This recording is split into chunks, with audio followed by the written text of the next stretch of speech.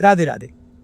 कभी ऐसा लगा है कि तुमने किसी के साथ कभी कुछ बुरा नहीं किया, फिर भी जीवन में तुम्हारे साथ हमेशा बुरा ही हो रहा है? कभी सोचा, मैं तो अच्छा हूँ, किसी को तकलीफ नहीं देता, फिर भी हमेशा मेरे साथ गलत क्यों होता है? सब मुझे ही क्यों तकलीफ देते हैं? अगर हाँ, तो ये वीडियो पूरा देखना। आज मैं आपको श्रीमद् भगवद गीता के 4 ऐसे श्लोक बताऊंगा और उनका अर्थ भी बताऊंगा, जिनसे शायद आपके सवालों के जवाब आपको मिल जाए या फिर आपकी कुछ हेल्प हो जाए। श्रीमद् भगवद गीता में श्री कृष्ण कहता है, अच्छे लोगों के साथ कभी बुरा नहीं होता। उनके साथ जो कुछ भी होता है उससे केवल उनके चरित्र में सुधार आता है, उनका उद्धार होता है। चलो पहला श्लोक समझते हैं, जो कर्म से रिलेटेड है, लॉ ऑफ कर्म। श्रीमद् भगवद गीता अध्याय 4 श्लोक 17। यहाँ पर श्री कृष्ण कहते हैं, गहना कर्मणो गति। अर्थ, कर्म का अर्थ समझना बहुत ही गहरा है। The path of Karma is mysterious. हम सोचते हैं कि कर्म का मतलब सिर्फ पनिशमेंट या फिर रिवॉर्ड है, पर ऐसा नहीं है। श्री कृष्ण कहता है, कर्म एक मिरर है। जो तुम दुनिया को देते हो वही तुम्हें रिटर्न मिलता है, लेकिन कब, कैसे और कहाँ और किस फॉर्म में, ये सब कुछ एक मिस्ट्री है जिसे कोई नहीं समझ सकता।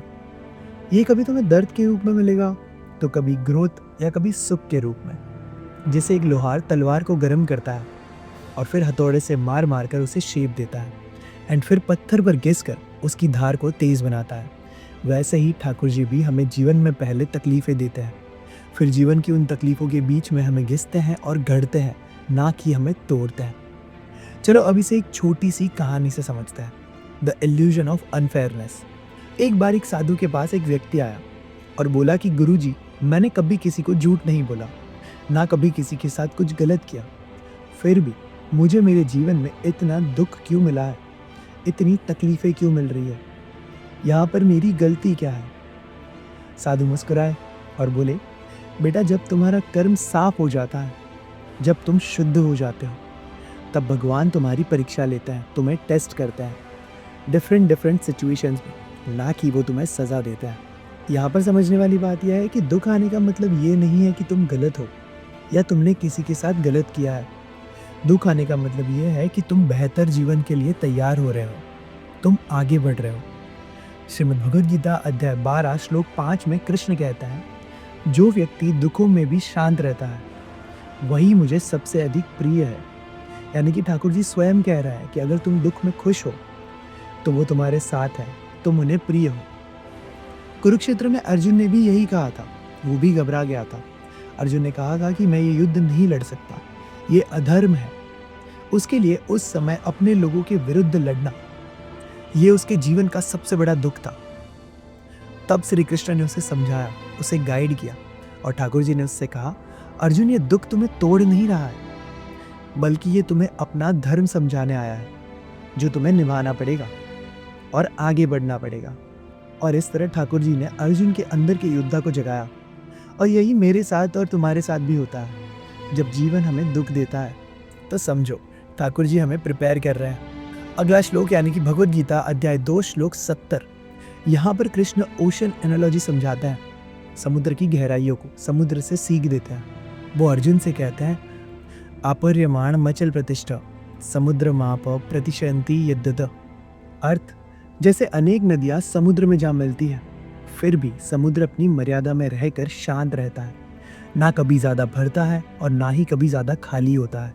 वैसे ही एक योगी को भी अपने जीवन में हर सुख और दुख में स्थिर रहना चाहिए। यानी अगर तुम हर सिचुएशन में मध्यस्थता रखते हो, यानी कि बैलेंस, तो जीवन का कोई भी तूफान तुम्हें हिला नहीं सकता। एंड हाँ, अगर हिला दे तो तुम्हें तोड़ नहीं सकता।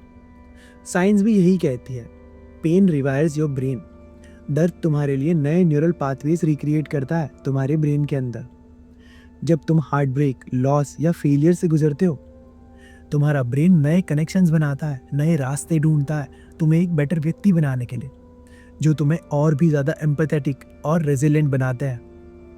एंड भगवद गीता चैप्टर 6 श्लोक 23 में भी कृष्ण कहता है, जो दुखों में भी अपना बैलेंस रखता है वही सच में सुखी व्यक्ति है, वही योगी व्यक्ति है।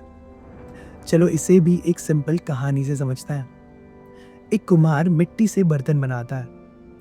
मिट्टी से बर्तन बनाने से पहले वो मिट्टी को कई दफ़ा गूंथता है। जैसे जैसे हमारी मम्मी आटा गूंथती है, फिर उसको शेप देता है और फिर उसी शेप में उसे अग्नि में रख देता है। अब किसी व्यक्ति ने उससे पूछा कि तुम इस मिट्टी को इतना ज़्यादा क्यों तोड़ते हो, इतनी तकलीफ क्यों देते हो और फिर आग में क्यों रख देते हो? कुमार मुस्कुराया और बोला कि अगर मैं इसे बार बार ना तोड़ूं तो ये सही तरीके से ढलेगी नहीं, और अगर मैं इसे अग्नि में ना रखूं तो ये सही तरीके से स्ट्रॉन्ग यानी कि मजबूत नहीं बनेगी। वैसे ही भगवान भी अच्छे लोगों को अग्नि में तपाता है, पर उन्हें जलाने के लिए नहीं, उन्हें और भी मजबूत बनाने के लिए, जीवन में और भी बेहतर इंसान बनाने के लिए। आगे श्रीमद् भगवद गीता अध्याय 4 श्लोक 11, यहाँ पर श्री कृष्ण कहते हैं, या यथा माम प्रपदयन्ते तंस्तथैव भजाम्यहम्। अर्थ, श्री कृष्ण यहाँ पर कह रहे हैं कि तुम मुझे जैसा भजोगे, जिस रूप में भजोगे, मैं तुम्हें वैसा ही प्राप्त होऊंगा, मैं तुम्हें उसी रूप में मिलूंगा। अगर तुम दुख में भी कृष्ण को श्रद्धा से याद करते हो तो तुम्हारा दुख भी ठाकुर जी है, और तुम सुख में भी खुशी से ठाकुर जी को बचते हो तो तुम्हारा सुख भी ठाकुर जी है। दुख, दर्द और पीड़ा ये तुम्हें अंदर से आध्यात्मिक आईना दिखाता है। तुम असल में कौन हो और तुम्हारी फेथ कितनी ज़्यादा शक्तिशाली है, तुम्हें ये रियलाइज़ करवाते हैं। इसीलिए ये ज़रूरी भी है। कभी कभी भगवान तुम्हारे जीवन से कुछ लोगों को केवल इसलिए निकाल देते हैं क्योंकि तुम आने वाले समय में बदलने वाले हो। तुम अभी जो हो वो नहीं रहने वाले और तुम ग्रो करने वाले हो। और वो लोग जो तुम्हारे साथ अलाइन नहीं हो रहे थे, केवल उन्हें ही निकाला है। तुम समझते हो कि ये तुम्हारा लॉस है, तुम्हारा नुकसान हो रहा है, पर असल में तुम्हारे जीवन से कुछ रिश्तों का बोझ कम हो रहा है, तुम्हारी जिम्मेदारियां थोड़ी कम हो रही है और तुम आगे बढ़ रहे हो। कृष्ण कहते हैं कि जो मेरा है मैं उसे कभी नहीं छोड़ता। आगे श्रीमद् भगवद गीता अध्याय 18 श्लोक 66 में श्री कृष्ण कहता है, सर्वधर्मा परिजन्य माम इकाम शरणाम व्रज। अर्थ, यहाँ पर श्री कृष्ण कह रहे हैं कि सब कुछ छोड़ दो और मेरी शरण में आ जाओ। तुम केवल अपना कर्म करो और फिर जो भी होगा, तुम जो भी करोगे वो केवल तुम्हारे हित में होगा। यानी सरेंडर का अर्थ हारना नहीं होता, भरोसा करना होता है, क्योंकि ठाकुर जी कभी अपने भक्तों को बिना कारण दुख नहीं देते। उन्होंने प्रतिज्ञा ली थी कि वो शस्त्र नहीं उठाएंगे, लेकिन कुरुक्षेत्र की भूमि में जब पितामह भीष्म अर्जुन पर भारी पड़े और जब अर्जुन अपना धर्म भूल गया, तब श्री कृष्ण अपनी प्रतिज्ञा तोड़ने को भी तैयार थे। और यहाँ पे एक सुंदर सी कविता है, यानी कि प्रबल प्रेम के पाले पढ़ के प्रभु को नियम बदलते देखा, अपनो मान भले टल जाए, भक्त को मान न टलते देखा। यानी कि सारे नियम तोड़ने के लिए वो तैयार थे। खुद का मान, यानी कि अगर वो नियम तोड़ेंगे तो उनकी वैल्यू क्या रह जाएगी, वो भी बोलने के लिए तैयार थे अर्जुन के लिए, क्योंकि वो उनका भक्त था। यानी कि जो कृष्ण की शरण में होता है, जो उन्हें सरेंडर कर देता है, ठाकुर जी कभी भी उसका मान टलने नहीं देते, उसकी रक्षा करने के लिए सदैव खड़े रहता है, फिर चाहे भले उन्हें अपना मान, अपनी प्रतिज्ञा, अपने नियम तोड़ने पड़े। चलो अब आगे बढ़ते हैं और समझते हैं कि इस पर न्यूरोसाइंस क्या कहती है। जब तुम्हारी फेथ स्ट्रांग होती है तब तुम्हारा ब्रेन सेरोटोनिन रिलीज करता है, एक ऐसा हार्मोन जो तुम्हें शांति देता है। ये तुम्हारे अंदर शांति भाव को एक्टिवेट करता है। यानी कि faith literally rewires the brain towards healing. तुम अंदर से ही पूरे होने लगते हो। और यहाँ पर कृष्ण का मैसेज भी बहुत ही क्लियर है, श्रद्धा रखो, अपना कर्म सही तरीके से करो, तुम्हारा सही कर्म तुम्हें सही डायरेक्शन में ले जाएगा और मैं तुम्हारा साथ दूंगा। That's it, summary of this video. चलो अब ये जो 4 पॉइंट थे इन्हें जल्दी से वापस समझ लेते हैं।